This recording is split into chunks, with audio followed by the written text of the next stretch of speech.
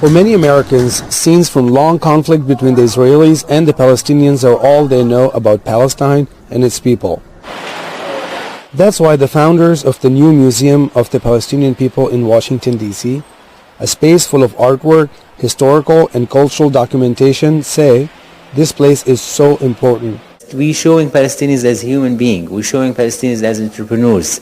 We're showing Palestinians as artists. And that's why I decided to create this museum. So it's a place where Palestinians can share their stories. As visitors enter the museum, the first piece they are welcomed by is a blue water pitcher.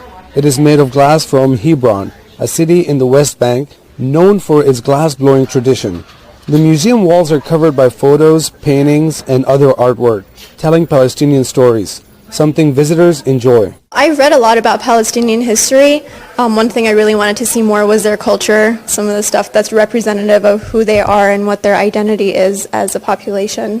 The other thing which was new to me to learn was the symbolism of the key and the keys to the homes that the Palestinian refugees had to leave. The founders are very aware that some might see this museum in the politically charged lens of the Palestinian-Israeli conflict. But founder and workers here insist this is not about politics.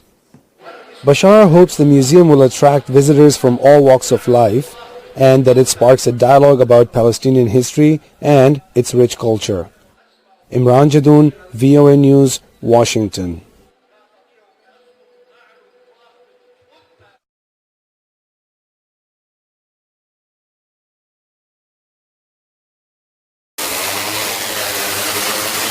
Drones like this are spraying a silicone solution across standing water, forming a thin layer that will eventually prevent mosquito eggs from hatching. Dr. Bart Knowles is a medical entomologist and the lead researcher working with the Zanzibar Malaria Elimination Program. He says this method will significantly reduce the number of the malaria-carrying mosquitoes in the area. This will last for around 3 weeks, maybe 4 weeks. Then after that, the biological control agent, the film, will break down by itself. And then you apply, after a month, you apply a new film on the water surface and you have more control of mosquitoes. Without the gel, the larvae would have become adult mosquitoes in search of a blood meal. When those mosquitoes bite humans infected with malaria, they become vectors for the disease and continue the deadly transmission cycle. Along the Indian Ocean coast of East Africa, Zanzibar and mainly Tanzania have had a long battle with malaria.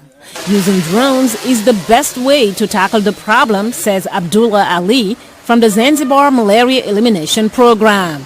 With the manual kind of intervention, then you'll not be able to cover the wider area. But this one is going to be different. Officials say drone spraying is a relatively inexpensive way to stop the mosquitoes from reproducing. Guido Welter is with the Drone for Malaria project. A drone can fly with the speed we adjust. 1 hectare within 10 liters would be 3 minutes. We calculated that within 1 hour we can spray 8 hectares. That's equivalent to the size of 8 rugby fields.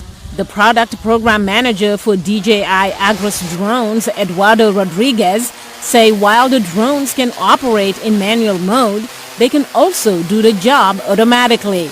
We can also fly into a fully autonomous fly mode, where the pilot, knowing the GPS coordinates and knowing the area that needs to be sprayed, can select that area, can input a few flying and spraying parameters, and literally press 2 buttons. According to the World Health Organization, Aquitaine AMF, the product being sprayed, is safe and effective when used according to the directions on the labels.